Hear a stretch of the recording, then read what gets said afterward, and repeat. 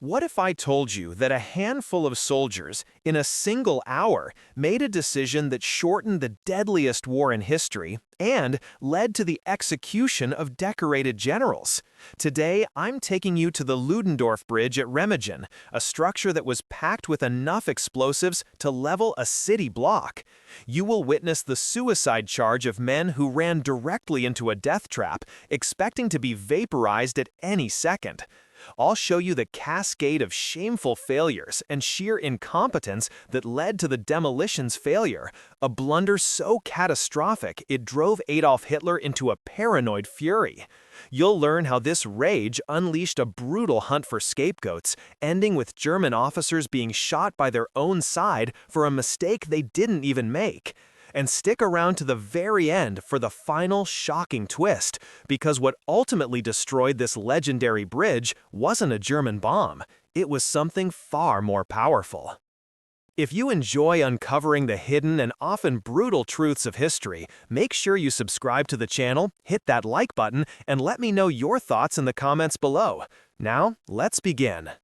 In the final week of February 1945, deep beneath the gardens of the Reich Chancellery in Berlin, the war had been reduced to grease pencil lines on a vast illuminated map. Inside the Führer bunker, the air was stale with cigarette smoke and a sense of unreality. Adolf Hitler, his hand trembling slightly, traced the inexorable advance of the Allied armies. The Ardennes offensive was a bitter memory, a failure he attributed not to flawed strategy, but to a lack of fanatical will in his commanders. This conviction fueled a paranoia that now dictated every order.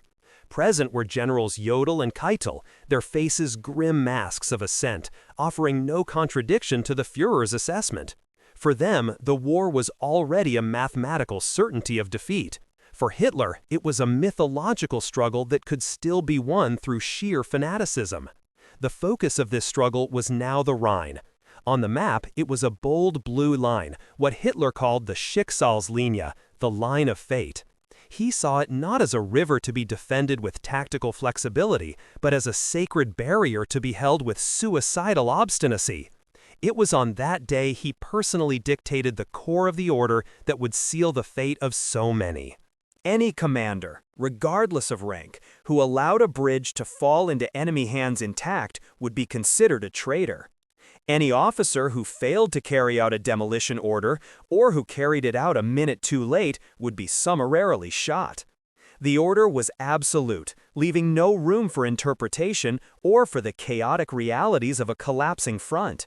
It was a decree born from distrust, one that valued punishment over pragmatism.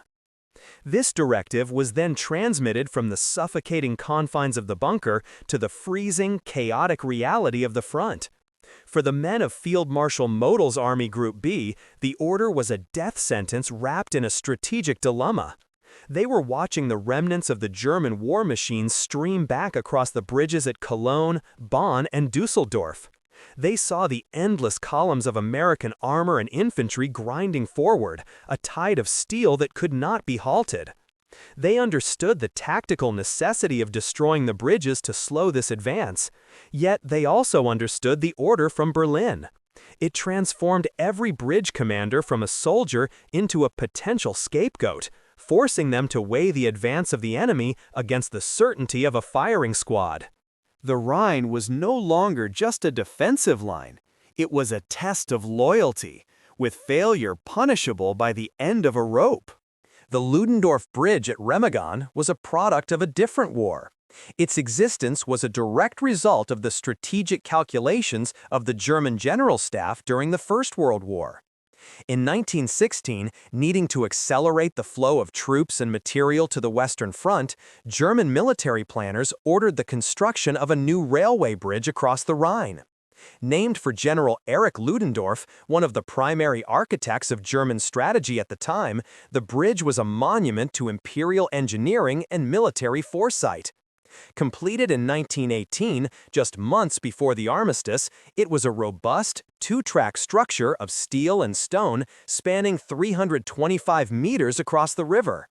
Its most distinct features were the two massive, dark stone towers flanking the entrance on each bank.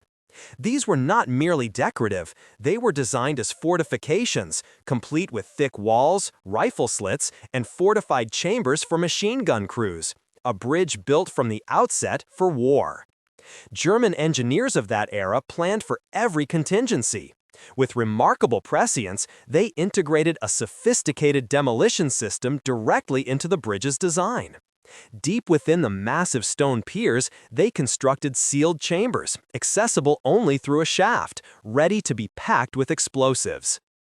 Along the main steel arches, they installed long, zinc-lined troughs specifically designed to hold military-grade demolition charges, ensuring that the bridge could be destroyed quickly and efficiently if it were ever in danger of falling into enemy hands. After the Great War, the bridge served civilian traffic, a forgotten relic of a conflict that had shattered a generation. Its defensive features lay dormant, the demolition chambers unused. When the Second World War began, its strategic value was renewed, but for the first 5 years of the conflict, the front lines were far from its stony towers. By early March 1945, this relic had become one of the most critical points on the Western Front. The responsibility for its defense fell to a German engineering officer, Captain Willy Bratge. He was a capable man, but the resources given to him were tragically inadequate. His garrison was not a force of elite combat veterans, but a cobbled-together assortment of a few dozen engineers, supplemented by a company of convalescing soldiers, local Volkssturm militia, old men who had last held a rifle in 1918, and a handful of boys from the Hitler Youth.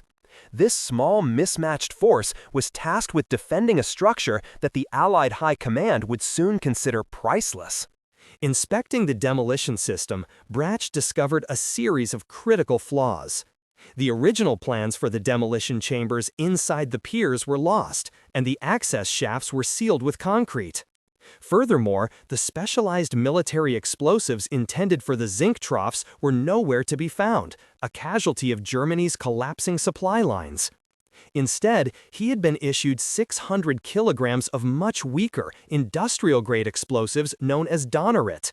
It was a blasting agent used for commercial mining, not for severing the thick steel girders of a railway bridge.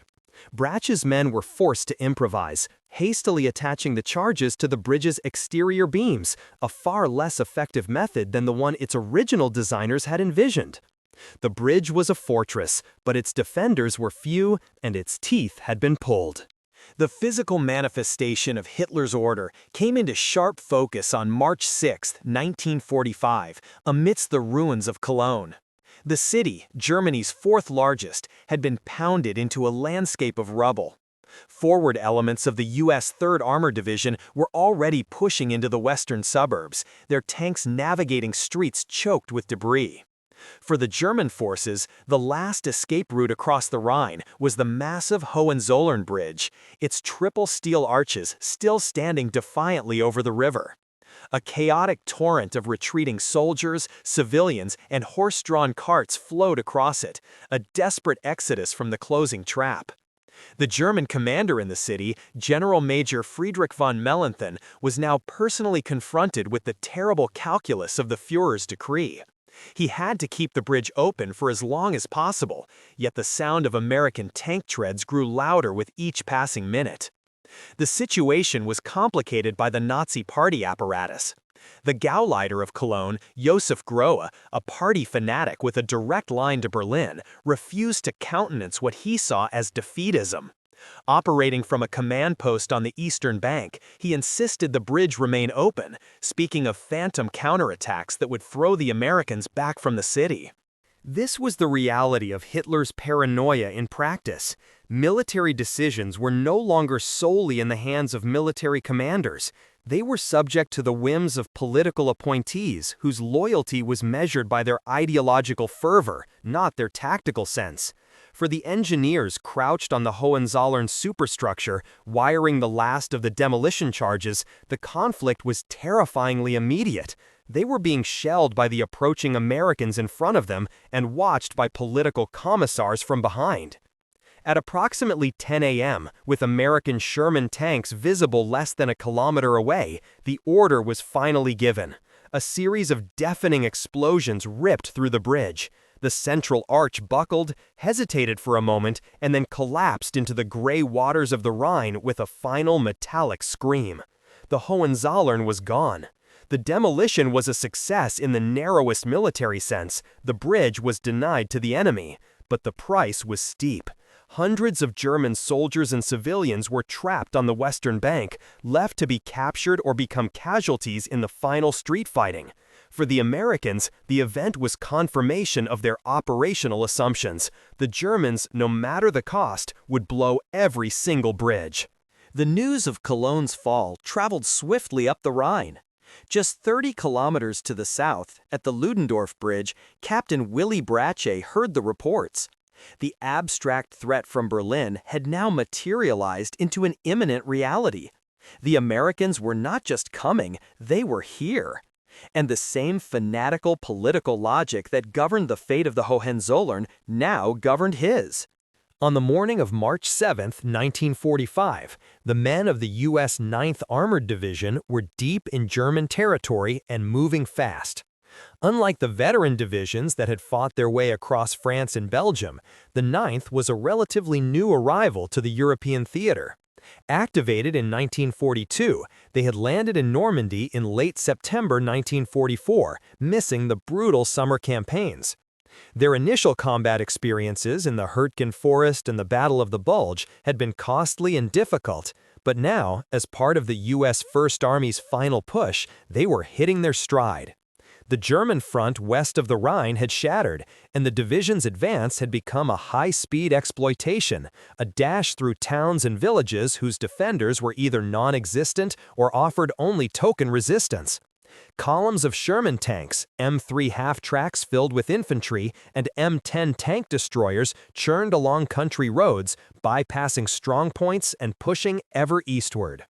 The division's immediate operational goals were straightforward: secure the west bank of the Rhine in their designated sector and link up with units to the north. The prevailing assumption, reinforced by the demolition of the bridge at Cologne the previous day, was that no Rhine bridges would be captured.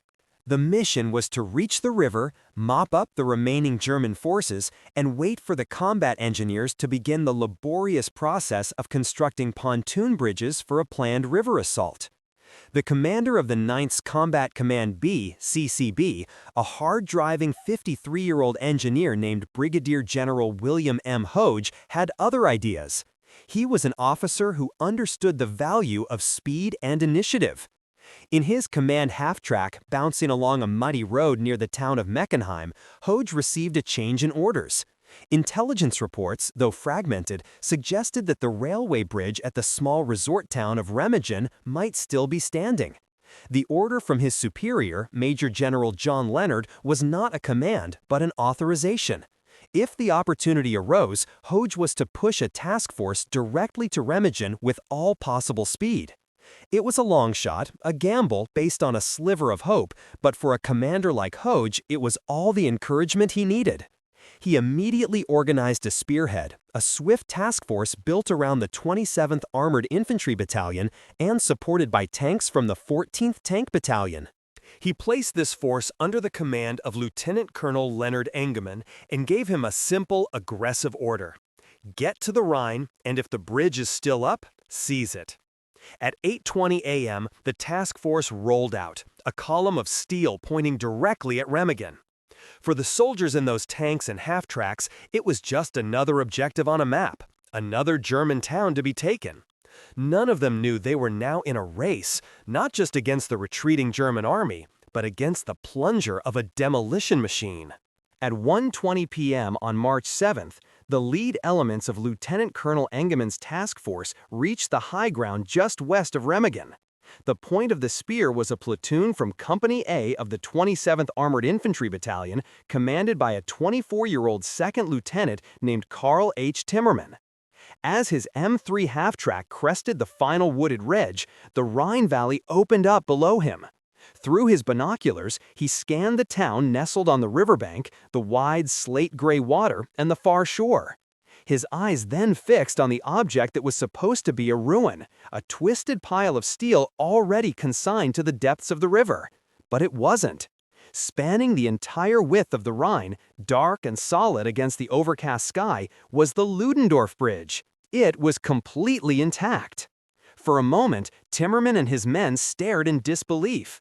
Every briefing, every piece of intelligence, every recent experience from up and down the front had conditioned them to expect nothing but rubble at the river's edge.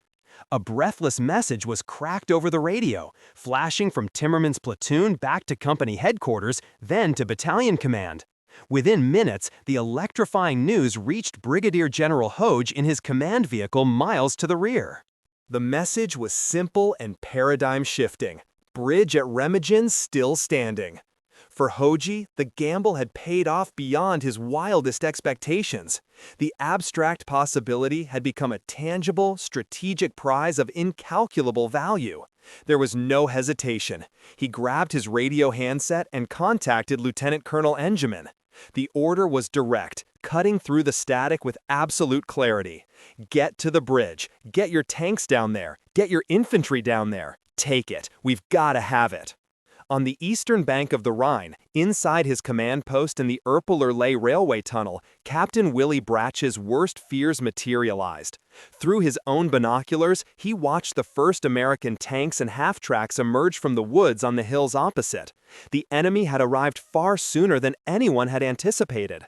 Panic began to ripple through his small, ill-equipped garrison.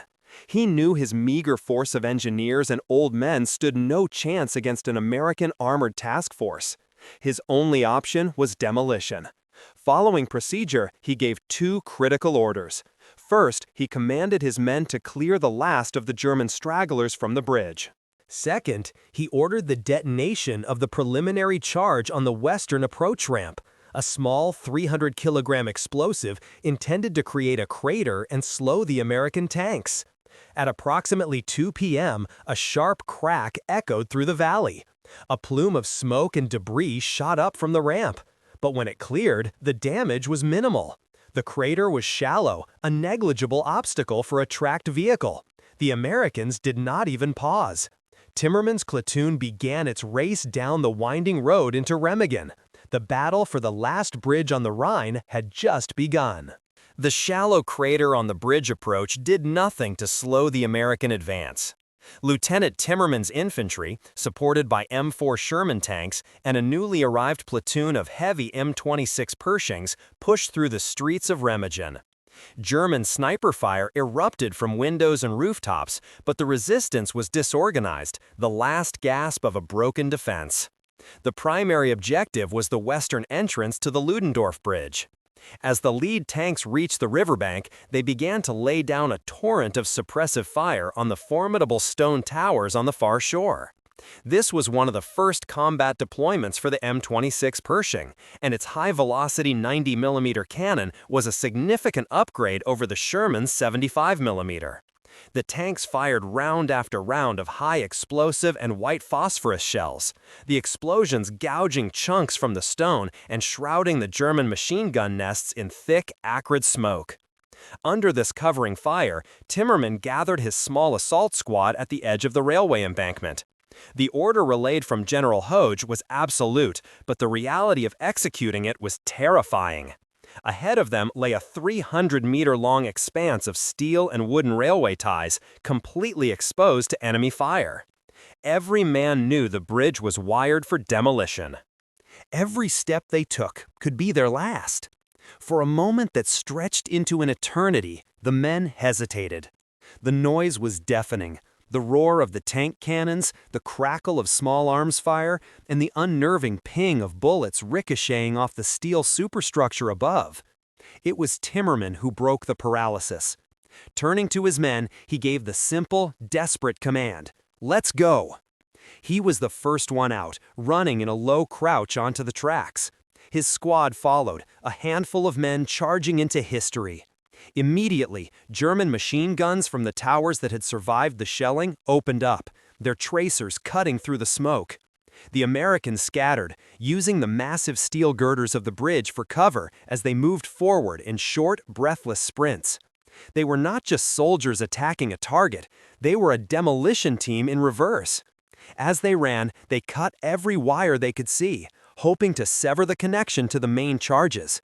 Halfway across the bridge, a sergeant, Alex Drabick, outpaced the others, his BAR machine gun held at his side. He became the first American soldier to cross the Rhine. But they were all living on borrowed seconds. On the eastern bank, watching the American soldiers swarm onto his bridge, a frantic Captain Bratch knew his time had run out. He turned to his chief engineer and screamed the final desperate order.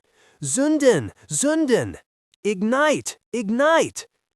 Deep within the safety of the railway tunnel, an engineer placed his hands on the plunger of the main electric detonator. Deep inside the Erpeler-laid tunnel, the German engineer slammed his hand down on the electric plunger. On the bridge, Lieutenant Timmerman's man braced for the end. A heavy, sickening shudder ran through the entire structure, powerful enough to throw men off balance and send a cascade of dust and rust down from the girders above. A huge cloud of grayish-black smoke and splintered wood erupted from the southern side of the bridge near the eastern pier, followed by a dull, hollow boom, a sound conspicuously lacking the world-shattering crack of a successful demolition. The wooden railway ties were ripped to shreds in a 30-foot section, leaving a gaping hole. But the main steel skeleton of the bridge, the massive arches and piers, remained miraculously intact. The primary demolition had failed. The charge, a massive 300 kilograms of the weak Donnerit explosive, had detonated, but it lacked the brisance, the shattering power, of military-grade TNT needed to sever the bridge's steel bones. Inside the tunnel, Captain Bratch stared in horror. His one chance to follow his orders and deny the enemy the bridge had vanished in a cloud of ineffective smoke. But there was one last desperate measure. As a failsafe, his engineers had also connected the charges with a primer cord, a thick, waterproof fuse that could be lit manually.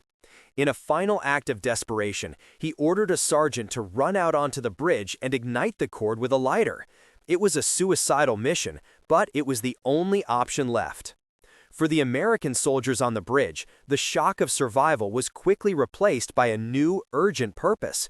They were on a live bomb, and the enemy was surely going to try again. Ignoring the remaining sniper fire, Timmerman and his men began a frantic search, hunting for the explosives. They found them almost immediately, crude wooden crates of Donnerit hastily wired to the main support beams.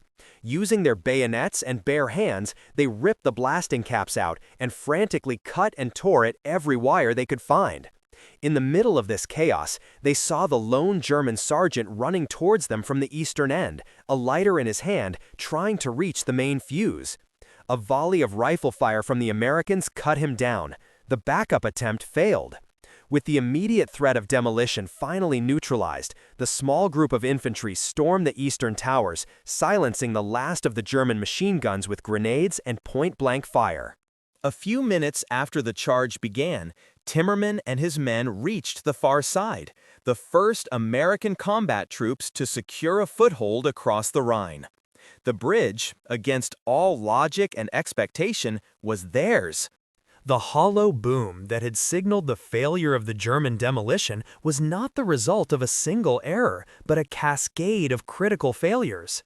In the hours after the bridge's capture, as American combat engineers from the 276th Engineer Combat Battalion swarmed the structure, the precise reasons for the miracle began to reveal themselves.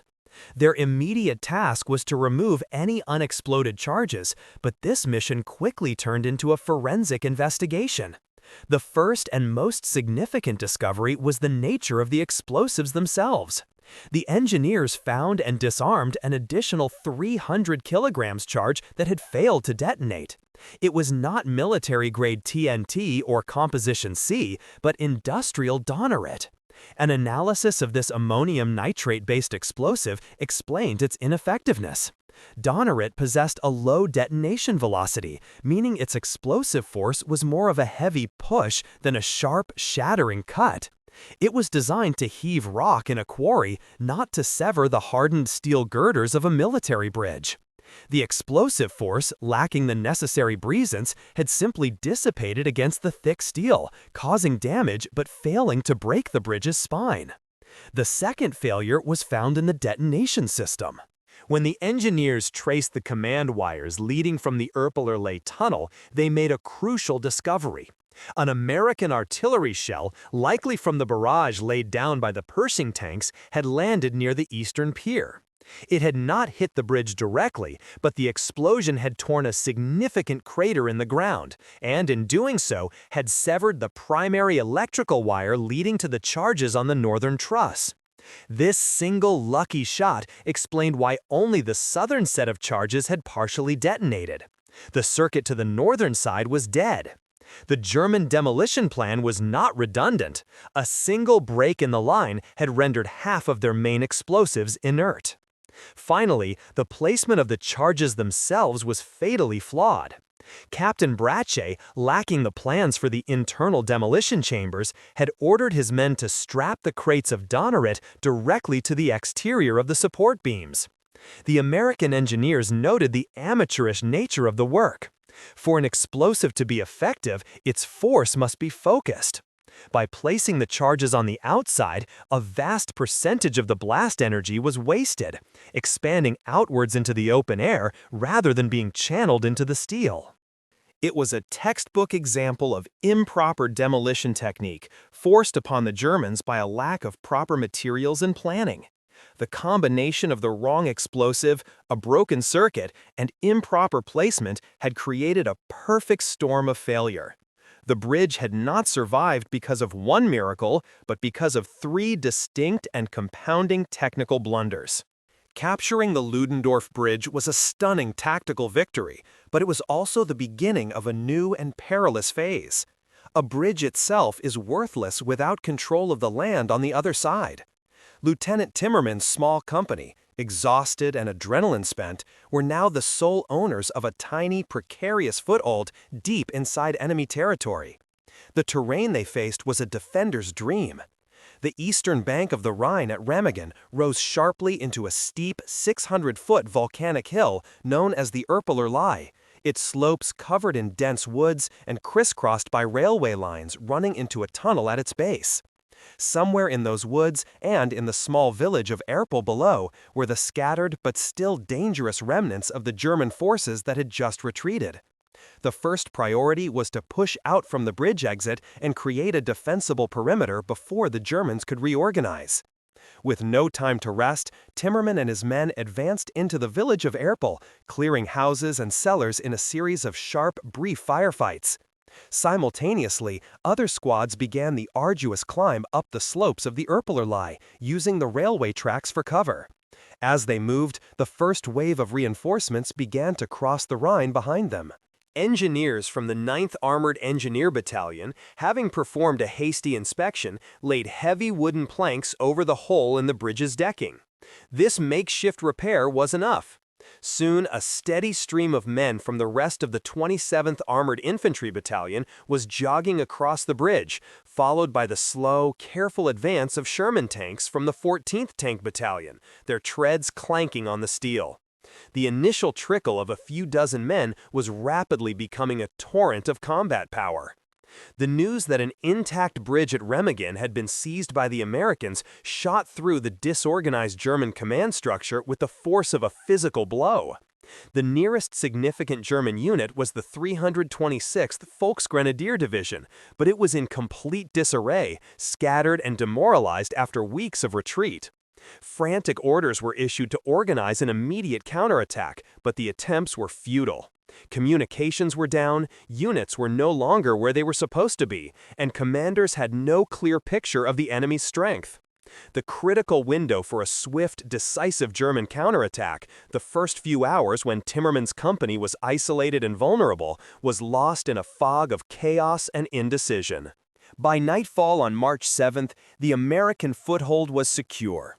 The bridgehead was now nearly a mile wide and half a mile deep.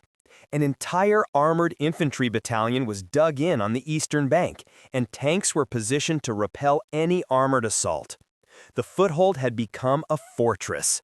The last natural barrier to the heart of Germany had been breached, not by a meticulously planned amphibious assault, but by the audacious charge of a handful of men and a series of catastrophic German failures. The news of an intact bridge over the Rhine traveled up the Allied chain of command with the speed and impact of a thunderclap.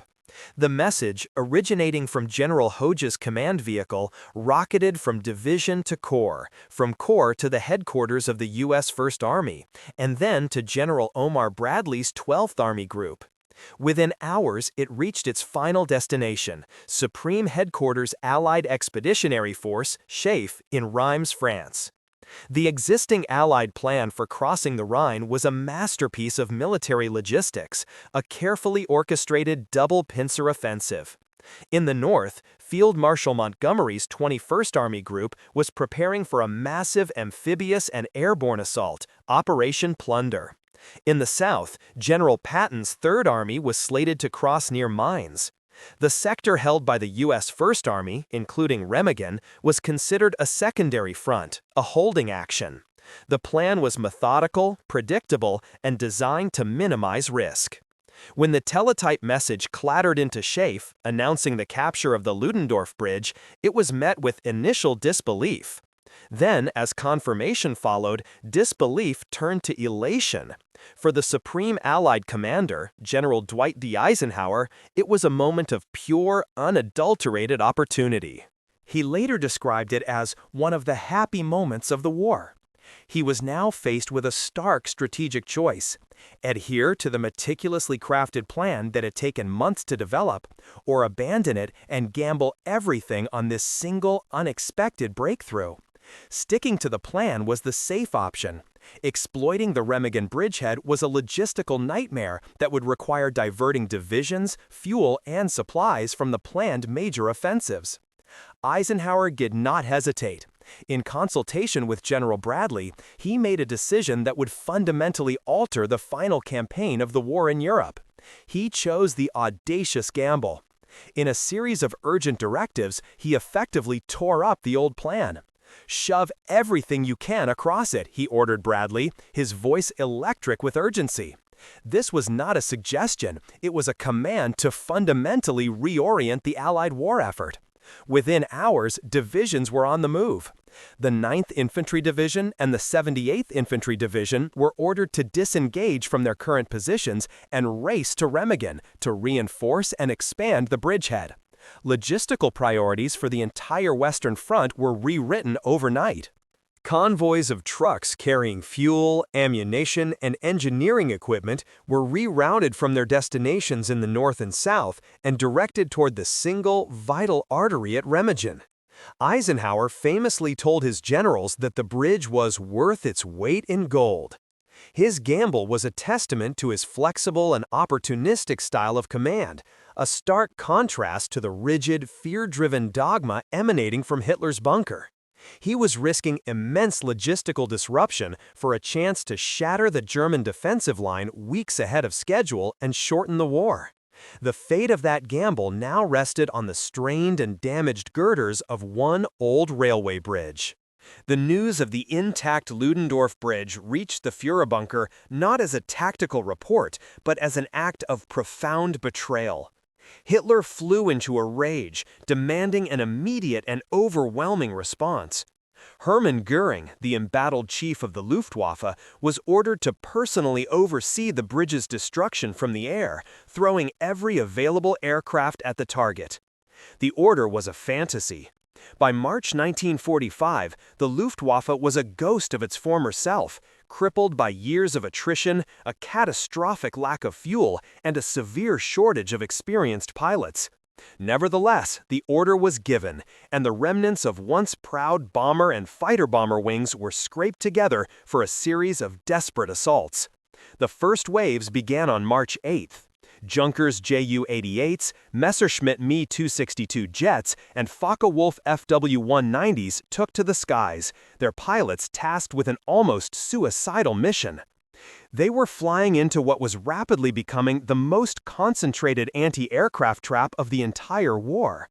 Following Eisenhower's directive, the U.S. Army had assembled a staggering amount of firepower around the Remagen bridgehead. Multiple anti-aircraft artillery AAA battalions were rushed to the area, creating a lethal umbrella of overlapping fire. The sky around the Ludendorff Bridge was filled with hundreds of radar-directed 90mm heavy cannons, 40mm Bofors guns, and .50 caliber machine guns. For the German pilots, the approach to the target was a terrifying flight through a solid wall of black flak bursts and red tracer rounds. Losses were immediate and heavy. The conventional piston engine bombers were too slow and vulnerable, often shot down long before they could begin their bombing runs. When the conventional attacks failed, the Luftwaffe turned to its most advanced weapon, the Arado R-234 Blitz. This was the world's first operational jet bomber, a sleek, futuristic aircraft that could fly faster and higher than any Allied fighter. For the American GIs on the ground, the first appearance of the R-234 was a bewildering and frightening sight.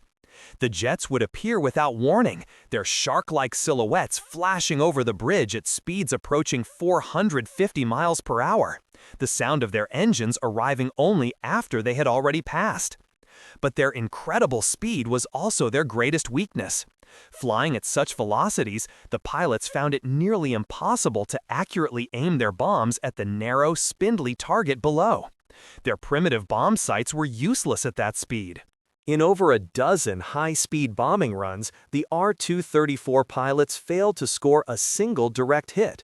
Their bombs consistently overshot the target, exploding harmlessly in the Rhine or on the surrounding hillsides. The fury from above was technologically revolutionary and visually terrifying, but tactically it was a complete failure. The bridge continued to stand, a testament to the overwhelming power of the American air defense and the desperate impotence of Hitler's vaunted air force. While the Luftwaffe's futuristic jets were failing to destroy the Ludendorff Bridge from above, a more fundamental battle was being waged on the surface of the Rhine below. Allied commanders on the ground, led by Brigadier General Hogue, knew that the captured bridge, while a priceless asset, was also a fragile and finite one. It was damaged, under constant strain from the endless columns of tanks and trucks, and remained the sole focus of every German gun and bomb. Relying on this single point of failure was not a strategy, it was a liability. The American bridgehead could not be sustained, let alone expanded, by one precarious steel artery. A lifeline of new bridges had to be built, and it had to be built immediately, under the constant threat of enemy fire. The monumental task fell to the U.S. Army Combat Engineers, specifically the 291st and 51st Engineer Combat Battalions. These were men who built and fought, often at the same time. On March 9th, just 2 days after the bridge's capture, they began work on the first and most critical of the new crossings, a heavy pontoon bridge located just downstream from the Ludendorff. The process was a marvel of military logistics and raw courage. Convoys of massive trucks arrived, carrying prefabricated steel pontoon floats and long sections of steel treadway that would form the road surface. Cranes carefully lowered the heavy components into the Rhine's swift, cold current. On the river, engineers in small assault boats wrestled the clumsy pontoon sections into position, their hands numb from the cold, connecting them with heavy steel pins while artillery spotters in the hills above directed German guns onto their position. The work was carried out in a landscape of constant, lethal harassment. The Germans, unable to destroy the Ludendorff Bridge itself, shifted their focus to disrupting the engineering work. Long-range artillery shells began to rain down, walking their way across the river and sending up towering geysers of water that drenched the engineers and threatened to capsize their boats. Shrapnel whizzed through the air, and the percussive blast of near misses was a constant companion. Men were hit, casualties were taken, but the work never stopped. For 32 continuous hours, through daylight and under the artificial glare of searchlights at night, the engineers of the 291st labored. On the evening of March 11th, the final section was locked into place. The pontoon lifeline was complete. Soon after, a second, lighter treadway bridge was completed upstream. The successful construction of these bridges under fire was a victory as significant as the initial capture. The American bridgehead was no longer dependent on a single damaged structure. The flow of man and material could now swell from a stream into a flood, ensuring that Eisenhower's strategic gamble would pay off. The failure of the Luftwaffe to destroy the bridge from the air only intensified the Führer's fury. In the days following the capture, Hitler's rage reshaped the German high command. Field Marshal Gerd von Rundstedt, the aged and respected Commander-in-Chief West, was summarily dismissed and replaced by the notoriously tenacious Albert Kesselring.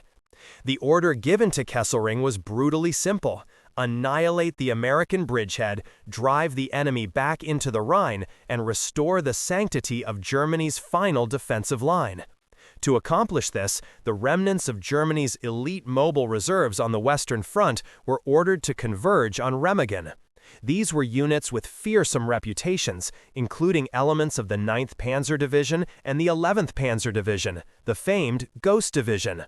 On paper, it looked like a formidable force. In reality, it was a fire brigade being sent to fight an inferno with leaky hoses.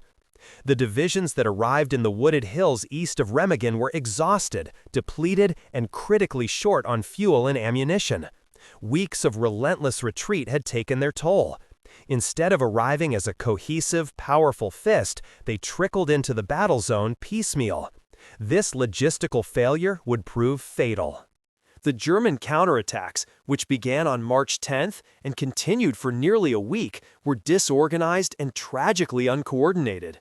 A battle group from one division would launch a frontal assault on the American perimeter and be repulsed with heavy losses.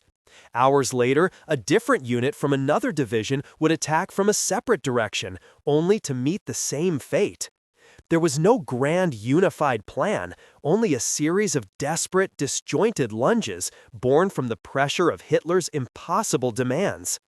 They were attacking a fortress.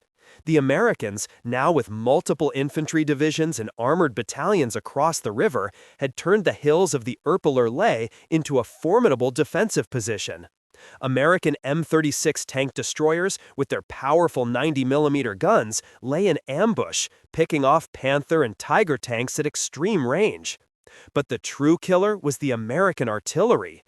Dozens of artillery battalions positioned on the western bank of the Rhine were able to bring down a near-continuous storm of high-explosive shells on the German assembly areas and attack routes. The German assaults were often shattered by this overwhelming indirect fire before they even reached the American lines. By March 15th, the fields and forests surrounding the bridgehead were littered with the smoking wrecks of Germany's last panzers. The counterattacks had failed, achieving nothing but the pointless expenditure of Germany's last mobile reserves on the Western Front. The American bridgehead was no longer a simple foothold. It was a dagger pointed at the heart of the Reich, and the Germans had just broken their own sword trying to remove it. By March 17th, 10 days after its capture, the Ludendorff Bridge was no longer a frontline objective, but the heart of a massive logistical operation. The battle had moved miles to the east, and the bridgehead was teeming with tens of thousands of American soldiers. For the men of the 276th Engineer Combat Battalion, the war had become a relentless battle against physics. Their sole mission was to keep the old bridge standing. The structure was critically wounded. The German demolition attempt had fractured a key support girder. Numerous artillery shells had pockmarked its steel frame, and the constant percussive vibration from thousands of heavy tanks, trucks, and artillery pieces rumbling across it day and night had stretched its 27-year-old frame to the breaking point. The engineers worked around the clock, welding reinforcing plates, adding support cables, and patching the deck, but they all knew they were engaged in a losing fight against metal fatigue. At approximately 3 p.m., about 200 engineers were on or below the bridge, performing these vital repairs. There was no enemy attack, no warning. The only sound was the familiar clang of hammers on steel and the hiss of welding torches. Suddenly, a sound like a series of sharp, metallic gunshots echoed from the superstructure. It was the sound of steel rivets, strained beyond their limits, shearing off under immense pressure. A long, deep groan of twisting metal followed. The central span of the bridge, the section that had miraculously survived the German explosives, began to sag in the middle. For a few seconds it held, and then, with a final shuddering roar, the entire center section of the Ludendorff Bridge peeled away from its stone piers and collapsed into the Rhine. Men and machinery were thrown into the swift, icy current. The collapse was so sudden that many had no time to react. A scene of frantic rescue efforts immediately unfolded, as engineers on the shore and in boats rushed to pull their comrades from the water. But the weight of their equipment and the river's strong current made the task tragically difficult. The final casualty count was a grim testament to the bridge's last act. 28 American soldiers and engineers were lost, with another 63 injured. In a profound and bitter irony, the Ludendorff Bridge had accomplished what the entire German war machine could not. It had survived every deliberate attempt to destroy it by its enemies, only to be brought down by the sheer, relentless weight of the victory it had made possible. By the time it fell, however, its strategic mission was complete. The pontoon bridges were fully operational, and the American army was already breaking out of the bridgehead, deep into the heart of Germany. While American engineers mourned their comrades lost in the bridge's final collapse, a far more sinister drama was unfolding within the German high command.